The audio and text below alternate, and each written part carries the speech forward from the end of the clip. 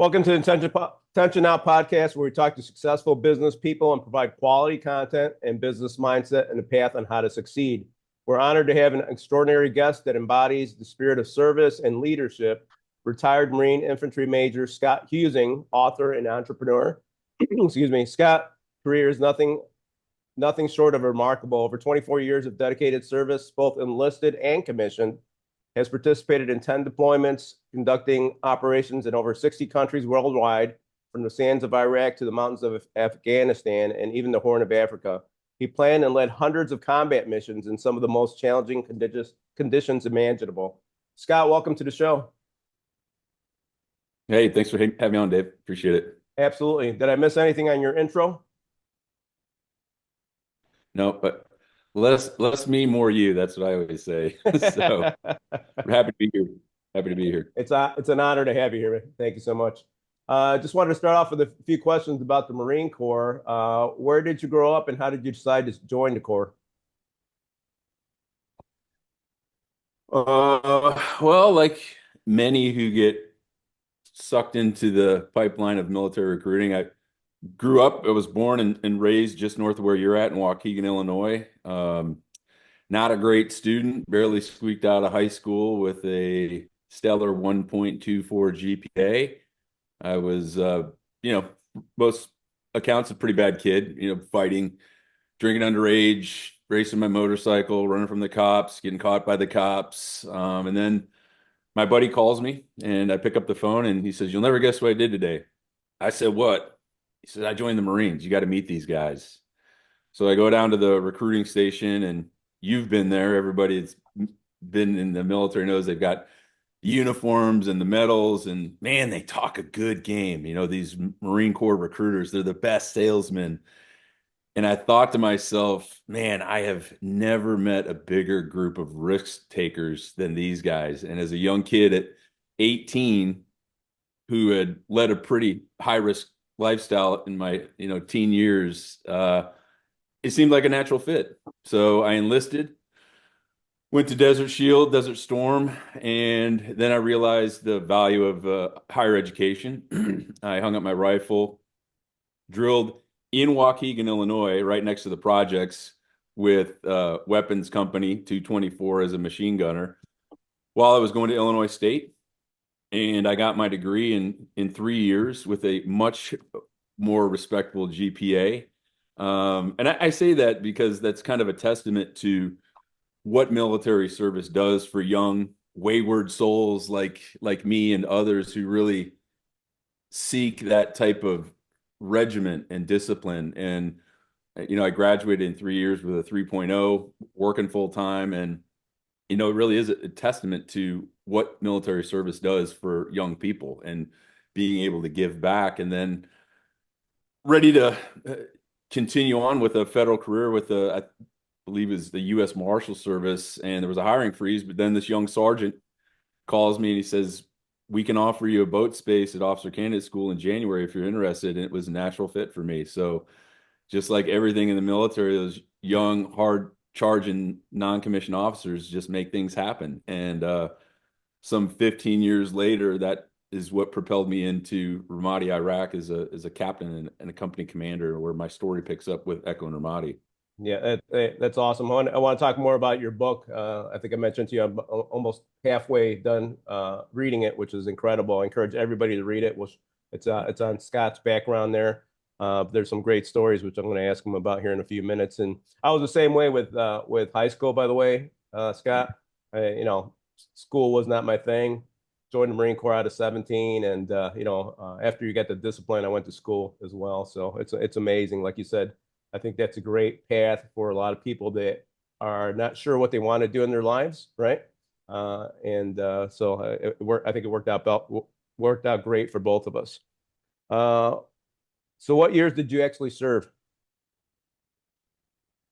I enlisted in 1988 and then Okay, went to boot camp in April of 89. And then I retired in December of 2013 as a major. got And, it. people always ask me, where did I serve? I'm like, the better question is, where didn't I serve? After 24 years, I was East Coast, West Coast, overseas, deployed. all around the world, over 60 different countries, just meeting some amazing people and so many cool opportunities that present themselves in the Marine Corps, especially as an infantry guy on the ground. I was very fortunate, I think, but I, I look back at that experience and I think about all of the big muscle movements. And people often ask me, Dave, and I'm sure you get the question too, is do you miss being in the Marine Corps? My answer is always the same. It's no.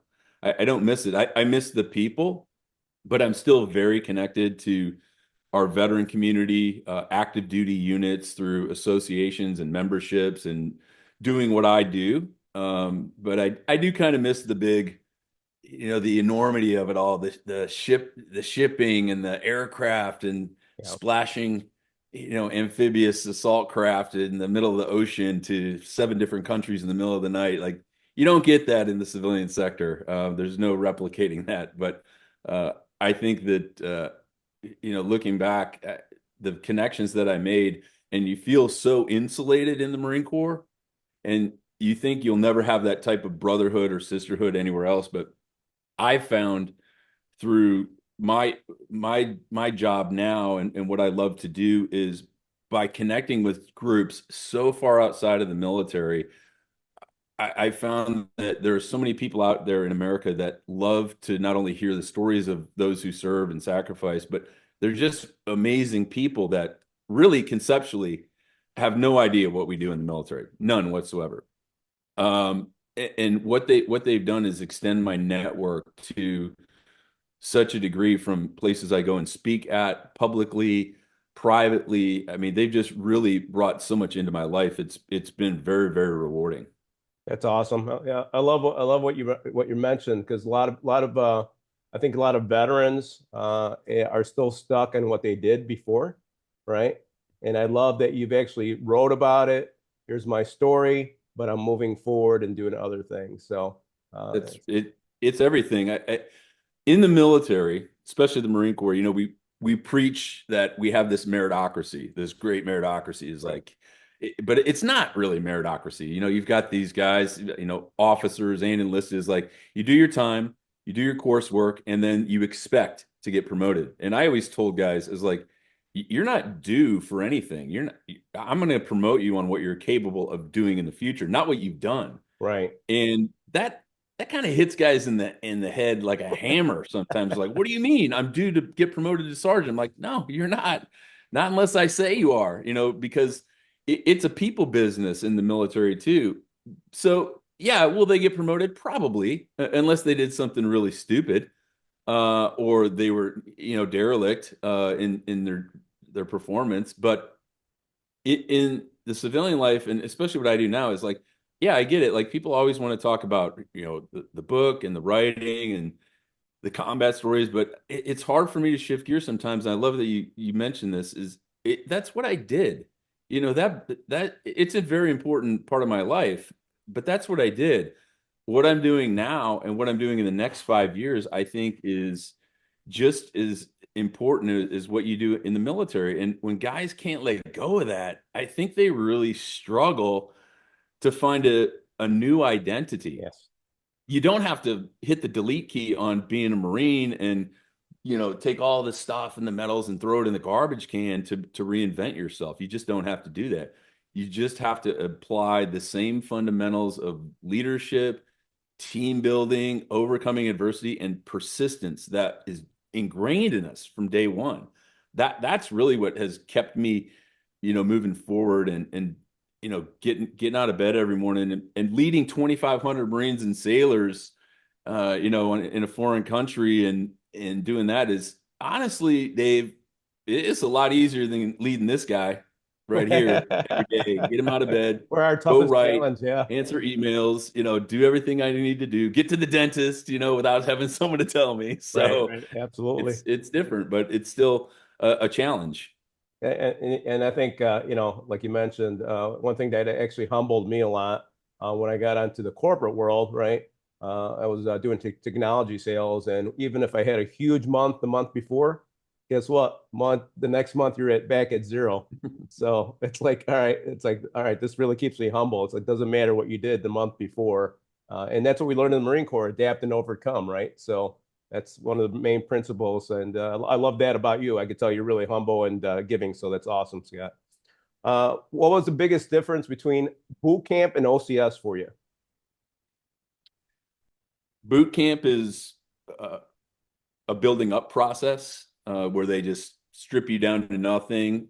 Comparatively to officer candidate school, it's an evaluation process. Okay. So it's vastly different in that regards. That from boot camp, it's very highly managed. Drill instructors, very tight regiment. On officer candidate school, they almost give you enough rope to hang yourself. Like after the third week, you get a Saturday and a half off, and you got to be back on time. So it's giving you that latitude to make bad choices and weed out those who don't belong there.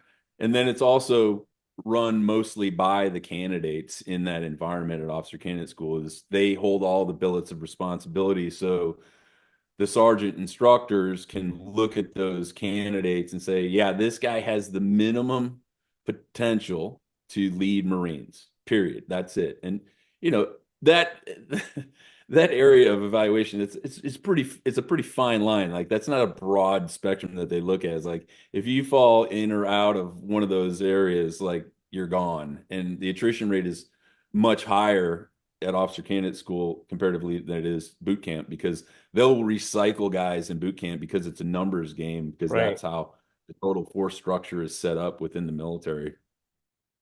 Got it. Okay. Thank you for that. What was the most valuable lesson you learned in the Marine Corps? The most valuable lesson would have to be listening. Okay. Listening to your people. Got Um, it. it, have you ever been around those people, or you're in a group, and for me, that's a learned skill, by the way.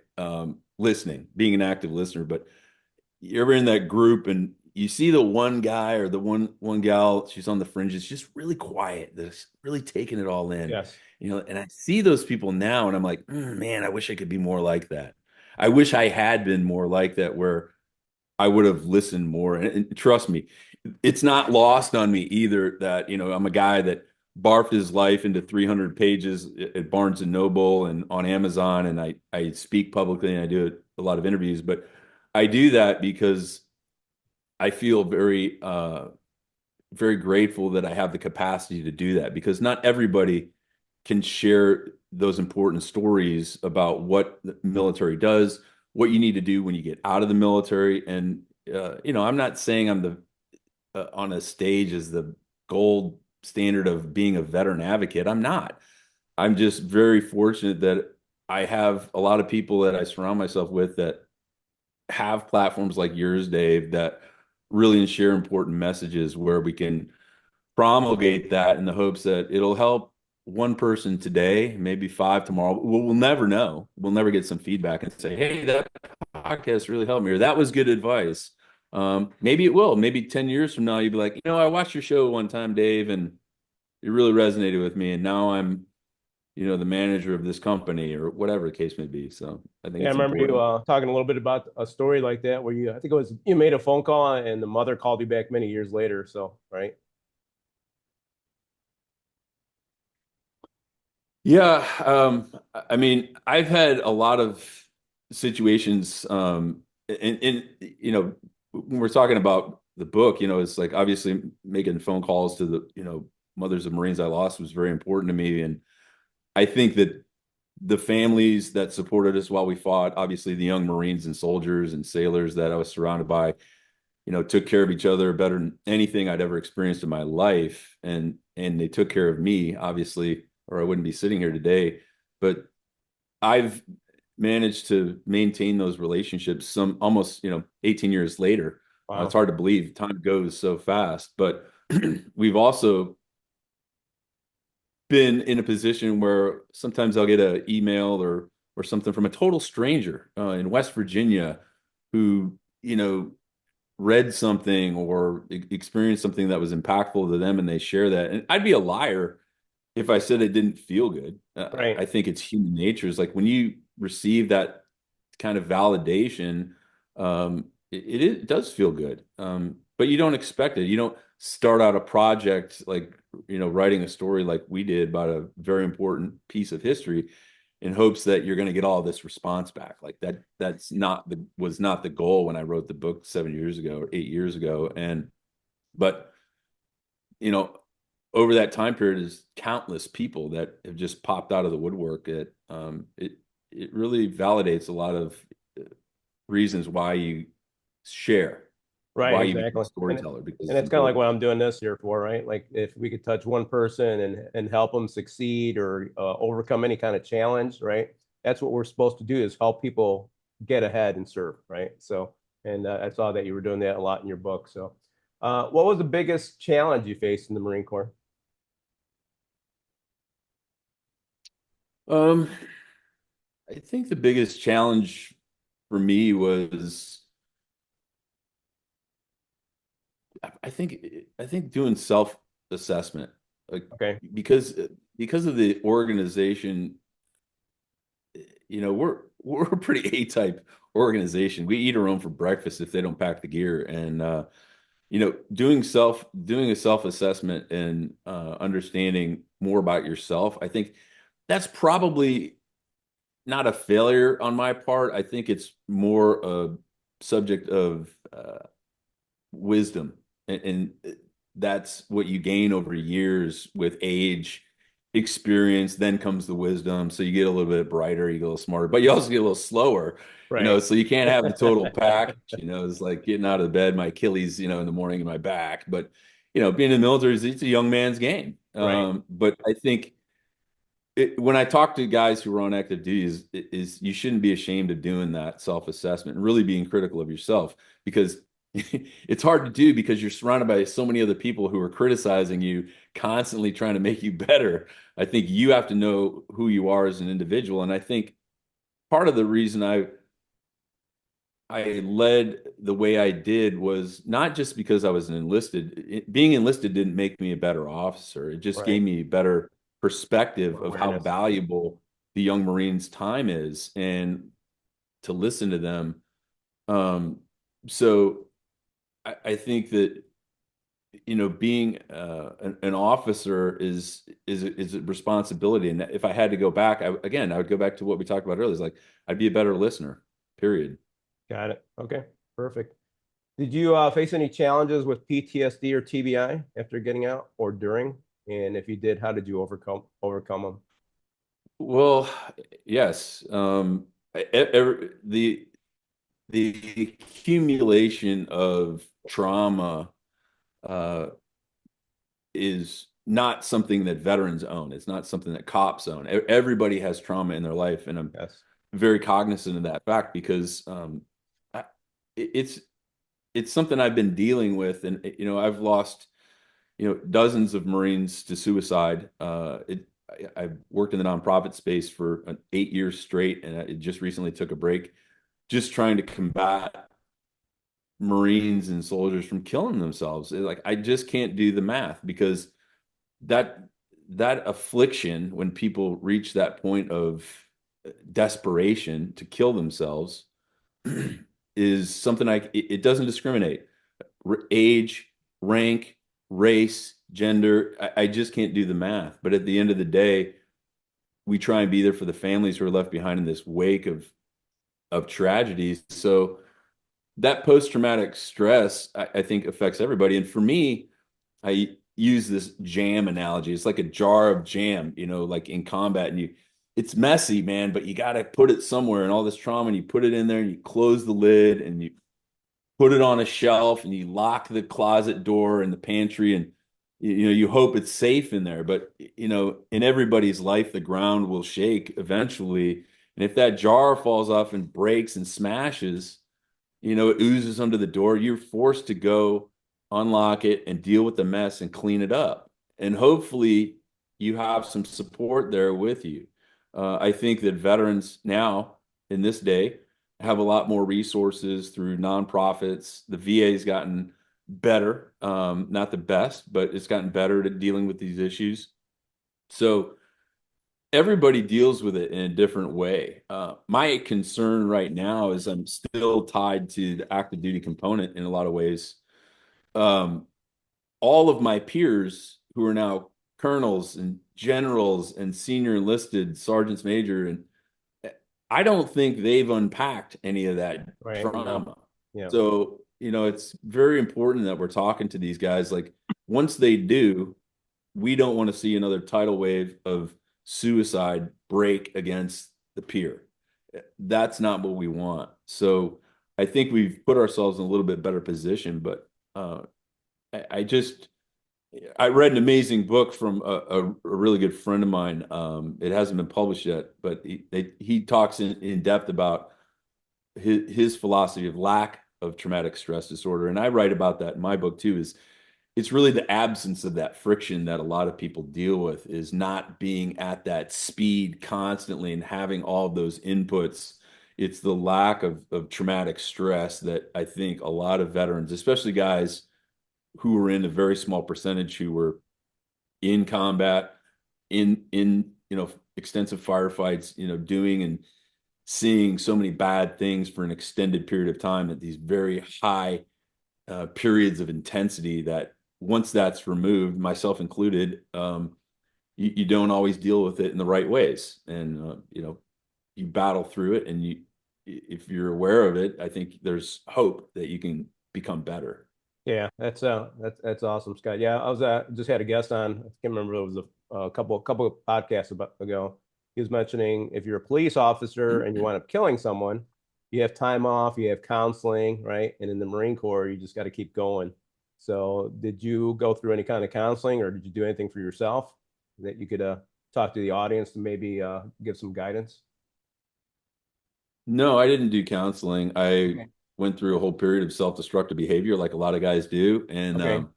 you know, I wrote about it. It's and this isn't a gratuitous plug of the book. Is like, what's important about this is I wrote this story and it started boiling over, and my editor, I'm like, I gotta stop writing. I gotta get my editor. And she jumped in and she took it from good to great. And she said something important to me when she read the draft manuscript, and she said, this is so beautiful how you write about all of your Marines and the families and the interpreters. She said, but it's missing something.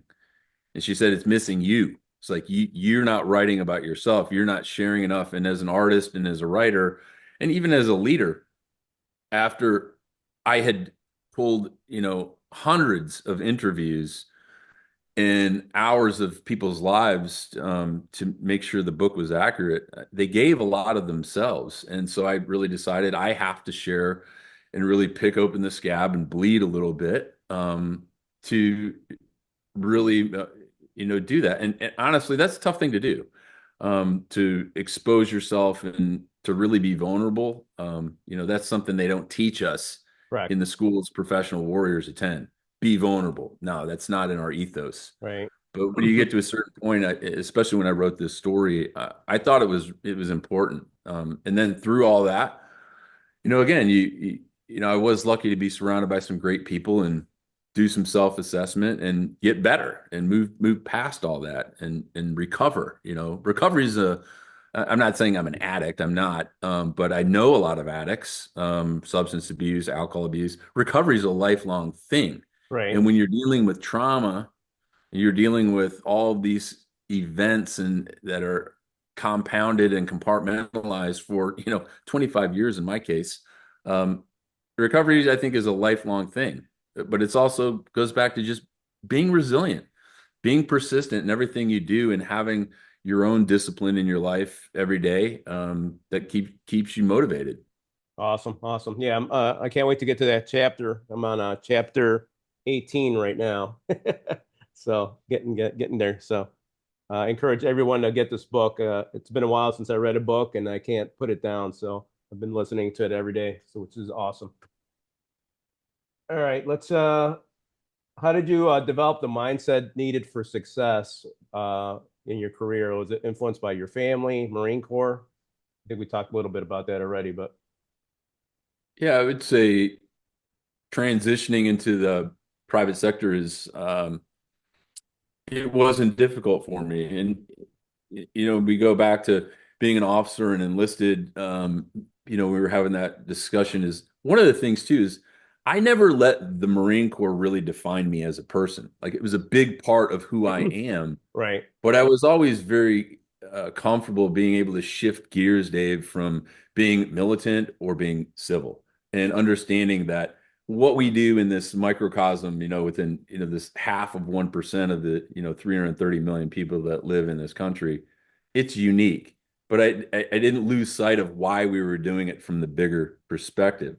So when I hung up my rifle, I still stayed connected to military organizations, but again, I never thought I'd be doing what I'm doing now. I worked in the private sector, just didn't love it. And then I locked myself in my studio and started writing. And through that process, has brought me into so many other different areas, not only, public speaking or doing interviews or shows, writing other works, helping other authors with the new company I started here in Texas to help coach and mentor aspiring veteran writers with some amazing people on my team who are also all best-selling authors and some veterans, some former publishing house executives, and giving them access to the tools they need to really share their stories. So did I think I'd be doing this as a, infantry Marine, kicking doors down in Ramadi? No, it's the last thing from my mind. But people always ask me, was I always a writer? I'm like, no, I wasn't. I was a horrible writer. I didn't go to Columbia, but you don't have to do that to be a great writer. And I'm not saying I'm a great writer. I'm a good writer, but I follow the principles, but I look back in my youth and thank God I had an amazing, single mom who raised me. Like she always had me in the arts. Like she always had me at the art association. I was always an artist. So writing became this very portable medium for me my whole life, even when I was on active duty and I was writing and doing editorials and, practicing my craft, but not really advertising it as a profession. And now when people reach out to me, one of the things I tell them is like, look, writing's it's hard. Like it is a total Yeah, kick it right is. in the ass. But if you want to do it as a profession, you have to invest in yourself and understand that it takes time, it takes money, it takes financial resources. If you're going to be a writer, it's just like I tell people, Dave, if you told me tomorrow you wanted to change oil for a living and totally retool yourself, I'd say you're going to have to go get a little blue patch that says ASE certified. And to do that, that course is going to cost you $3,500 before anyone is going to let you pull the drain plug on their oil pan. Right, You have exactly. to invest in yourself if that's what you Right, want to be great at. right. Writing is no different. And what we created through Solid Copy Media is a really cool tool for people that, takes them from everything they did in the military and making sure that everybody's story matters, Right. and getting it to where they want it to be. Yeah, I think that's awesome. And what's the website on that, Scott, for your new company? .com. Solidcopymedia.com. Okay, awesome. Thank you. Yeah, so I think it's a great avenue for veterans to be able to change their lives. And I think it's always great to have coaches, right, to help you. And I think that's what you guys are doing, coaching the people, getting them possibly certified. I'm not sure you're getting certified, but helping you always grow, right? So that's another thing for your mindset.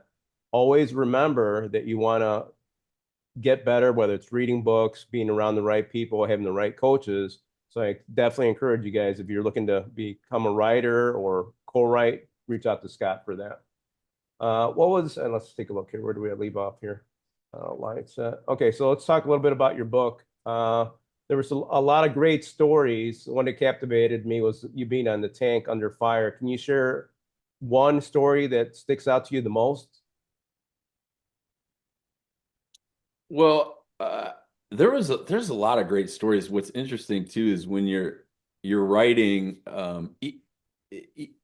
it's 10 months really is I you can write a whole life story, but this one is a 10-month snapshot of what was happening. And when I started conducting interviews, probably one of the most interesting ones, and I won't tell the whole story, but was with Sergeant Espinoza when he got shot by a sniper in Central Ramadi. And that's where I had to go down, rescue the squad, and pull them out under intense enemy fire. And I was on a tank trying to direct fires. But Sergeant Espinoza had been shot. And he, those guys, once they're shot and living or dead, they just vanish from the battlefield. And you have this blind faith in the system that they're going to be handled with care and taken to a medical facility or back to their families if they're killed, and you continue to fight. But Sergeant Espinoza, when I finally got a hold of him, and for the record, he was never really a chatty Cathy. Okay. Okay, Sergeant Espinoza was all business. The Marines feared him because he had been in Ramadi before. He risen to the rank of sergeant. He's a squad leader, but not a real chatty Cathy. Just yes sir, got it sir, and move on. So when I finally got him on the phone and told him what I was doing, that I was writing the story, and I finally shut up and listened and took my own advice, I sat at the keyboard probably for 3 hours, and this chapter grew and grew and grew and grew, and the stories were like I had no idea that any of this happened because I'm still fighting. I'm Right, still exactly. responsible for 250 other independent souls on the battlefield, and Jonathan Espinoza, I don't know where he's at. But all of the stories he starts telling me, it is something that you think only happens in a movie, but it happened in real life. And I'm sure it wasn't the only story that was like that in Iraq or Afghanistan. But those stories that pop up when you finally listen and you go behind the scenes, it was fascinating even for me. And I was like, this was our deployment. This was our fight at that point in time. That's awesome. Yeah, I'm sure you learned a lot by interviewing all these guys. And like I said, I can't put the book down, so I already read that chapter, so it's a great story. So definitely get the book on Amazon or Amazon. Yep, it's on okay. Amazon and everywhere books are sold. But interesting part of the story too is not in the back where I kind of followed up with all the Marines. Is I was very fortunate to be at his promotion ceremony at Camp Pendleton to first sergeant, Okay. and Oh then wow. he just recently retired, and he lives just south of me in Texas. And as I was riding my Harley across the country last year, he showed up and surprised me down at Honor Cafe right outside of Houston. So it's Is he still definitely as a serious or no? brotherhood and bond that we share. It's pretty cool. Is he still really serious? He's lightened up a little bit. He's like what? He's lightened up a little bit. He's Oh, got is he? kids though. Okay, Kids good, do good. that too. All Yeah. right, good Yeah. deal. What keeps you motivated every day, Scott? I try and get up. I never. I'm not one of those guys like Jocko Willink getting up at 3:30 in the Five, morning. three, yeah. Yeah, I've never 24 years in the infantry. I never like getting up early. I Yeah. never like getting wet and being cold. Like so, pretty much a really bad career choice. But Right, you get exactly. bragging rights out of it, I guess. But now I get up in the morning. On days I get up early, super early, like 5:30. I'll read or try and educate myself with an article or maybe just a book. Nothing super deep or esoteric. I try and get my mind going. I try and always do something physical, whether I'm swimming or on my chainsaw, clearing brush on my ranch. Just do something active and move. And then the third thing I like to do is, put myself in an uncomfortable position. It's like, for all intents and purposes, I'm doing that right now. So I get a check in the box. Like, we're Marines, so we know each other and we spoke on the phone. But for all intents and purposes, I think a lot of listeners or viewers of the shows, like, we're practically strangers. So when you're sharing intimate details of your life and getting peppered with questions, like, that's not always totally comfortable for everybody. And I think the last thing I like to do is try and do something to help someone else besides myself. I think Awesome. that that's probably something it's easily forgotten, or just do something nice for someone else. And it doesn't have to be buying them a house or flying them across the country. It could be telling the checkout lady at the grocery store that her hair looks nice. Just something. And I learned that early on in my career is, it's easy to be hard on Marines because they do tend to get in a little bit of trouble. But trying to say something positive to any single Marine on any given day, whether it's, hey, your uniform looks great, or great job cleaning that up, it goes a long way. And I think people easily forget that and don't get in the practice of not complimenting people, but lifting people up, through positive energy. I think that's important. Yeah, excuse me. I think I like, it's great to be the light in people's lives, right? If you walk around a lot of places, you see everybody just looking down and, uh, sad faces. So if you could actually make an impact with those people by just saying, hey, how's it going? How are you? It's a great day out. We're having great weather. Just have some interaction with them makes a huge difference, right? And, what I actually do, I actually just started. I've always been a Christian, but I just started reading the Bible in the morning, right? To have a great path of, it's like, you know what, you need to start your day positive. I remember when I used to go to the corporate world, I'd get up, get ready to go, and you either drive or train in, whatever the case was, before there was, working from home. And it's like, you know what, I started my day off on the wrong side, right? So now that I'm able to work from home, it's like, you know what, let me start on the right side, get the right guidance that I need, right? And then just kind of move forward. So I think that's great advice. Thank you, Scott.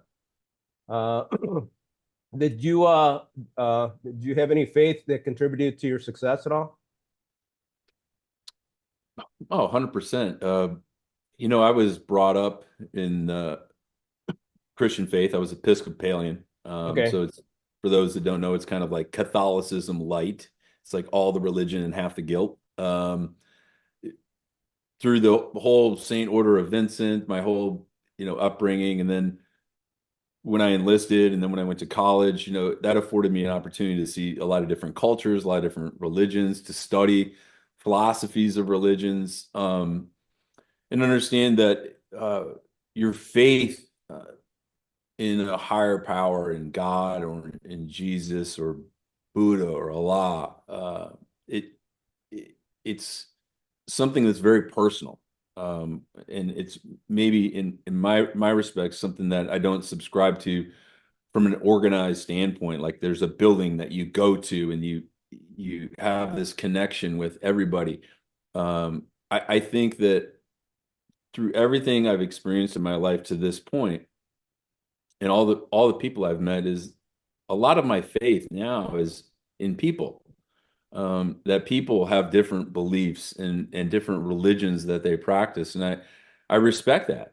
I think that faith in any level is very important. That drives people to help themselves and help other people. So tribes and communities and cities and countries and organizations are stronger.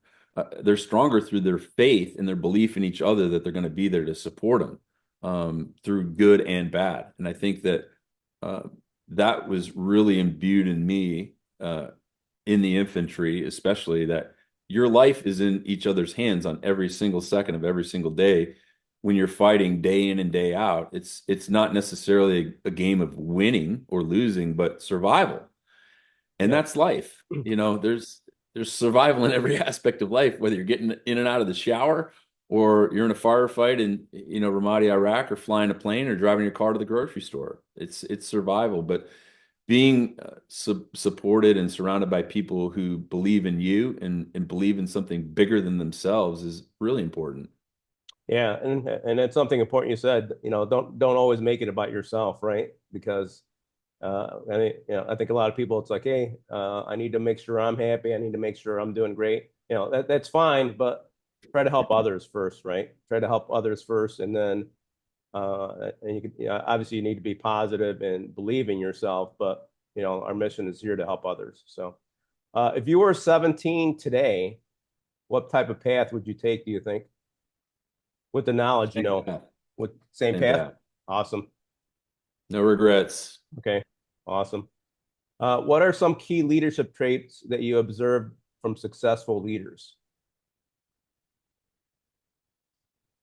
Well, I think we've already hit it. I think obviously there's, listening is important to me. Education is important to me. But again, there's all these leadership traits and principles that the military has, and the Marine Corps especially. We love to plaster our walls and offices and locker rooms with justice and judgment and discipline and integrity.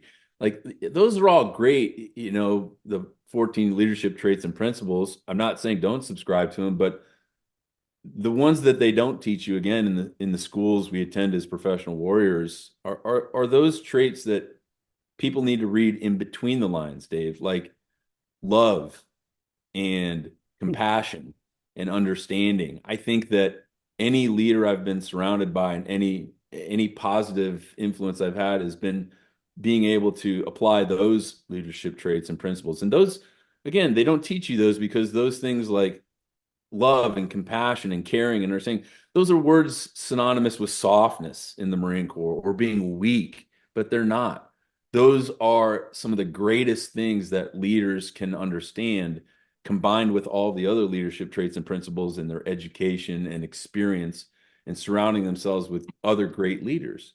And trust me, everybody's been there. We've had our share of bad leaders too. I mean, some that completely suck, Yep. have no business being in the game, where they gave up. You always learn something from those people as well, of who not to be. So, Yeah, I remember when I was in Okinawa, I had a major that I was working for. His name was Major Fegan, and he actually all the time would check in. It's like, hey, Corporal Diaz, how you doing? Everything going great? How's your family and all that? It's like I would do anything for that guy, right? So I think he showed that love, that compassion, that he cared about people. Again, being a servant is huge. So thank you for that, Scott. Uh, so basically, you already told us how we could connect with you. You had the website for your business, and we have Amazon for your book. What would you like people listening today to remember about you or your work? hmm, that's a good question. I always like it when you slip one in there. Like, that's a It's like good I've never had question. that one before. Yeah, no, no, no, that is a good one. I like it when people ask that. What do people want to remember about me? I think it's through this journey we have in life, and it was kind of a revelation. I was riding my Harley across the country through Texas, and it was started to rain, and I looked out into the blue gray sky on the horizon. I'm just hammering down on my Harley, and it's raining, and then it breaks, and there's this strange light, and I thought to myself, self, like, this is a pretty cool experience to be 50 years old, blazing across the country, trying to help, prevent veteran suicide and stop it. And I look back and I thought, I've had 50 years of doing really cool stuff. And then it kind of hit me. Uh, what if I had another 50 years? And you combine that with the age and the experience and the education and all this wisdom, that timeline, I think, gets exponentially faster of the amount of things you could do. It's a Right. very esoteric conversation, I suppose, in the grand scheme of things. And there's a little algebra involved, but I don't do math in public. But I think that, people understood the impact that they make in life is, just remember that. And again, it's not about me. It's about your journey. It's about your ride, and where you've been, and using that to really propel you forward on where you want to go. And I think that taking stock in that has been an important thing to me. And I like to share that with other people so they can get out and do their own thing. Yeah, it's amazing how your perspective changes with different decades, right? You look back, I always think back, man, from at 20, I didn't know anything. 30, it's like you get to 40, it's like I didn't know anything at 30. 50, it's like I didn't know anything at 40. And I just hit 60 this year. So it's like I didn't know Right anything on. at 50, right? So it's amazing how it's always changing and you're learning more. And I think it's great to be able to get around successful people like yourself, people that are positive, moving forward. I think that's another great thing that you guys want to do. Get around, a team, right? A team that's succeeding, moving ahead, which will help you move ahead as well. Anything else we need to add for today, Scott? We're almost wrapped up here, my friend. No, I just want to say thanks again, man. It was really cool, how we met, and then we could have played the name game, I think, the first time on the phone, because there are literally 2 degrees of separation, especially for Marines, of people we know. And I just like to share that with everybody I meet is, if there's ever anything we can do or I can do to help support our veteran community, uh, that's what I love doing. I do it for people who also want to do the work, that understand that nobody ever gave you anything in your life. You got to continue to earn it, and give a little bit back. And I think that that is really important to me. And I was lucky to do that with this new endeavor too, because I brought in a bunch of other veterans, and used to do it, help other writers just as kind of a favor and a side hustle, and because people would respect my time and understand my value, and it would help them. And then luckily my partner Ben Sledge, who wrote another amazing book called Where Cowards Go to Die, he built the website because he does web design as well. And I started bringing all these people in, and it's in an effort to let everybody know that their story matters. And we're getting it out there, and it's a lot of fun to do it too, when That's you see awesome. that person go from the beginning to the end, and the light clicks on, and you understand that they've gotten to that place where they wanted to be. And they always say, do something that's your passion, right? Because it never feels like work. And it sounds like that's what you're doing now. It's like, I'm sure that 100%. you're just loving to hear the stories, loving to help people, and encourage any veteran to reach out to Scott. He could definitely help you out with that journey. I actually, after the Marine Corps, I actually got in the corporate world. I just pretty much focused on that. And the last 5 years, I've gotten back connected with the veterans. It's like, man, I miss this community. So I'm glad we're connecting. Look forward to meeting you in person one day. Trying to help out people. I'm going to a fundraiser for another non-for-profit veteran establishment, tonight. So connect with people. Just go out there, talk to people, connect with people, help people, and you're gonna feel a lot better about yourself. So, Scott, thank you so Yeah. much for joining us today. May God bless you and your family, and keep up the fight, brother. Same to you, brother.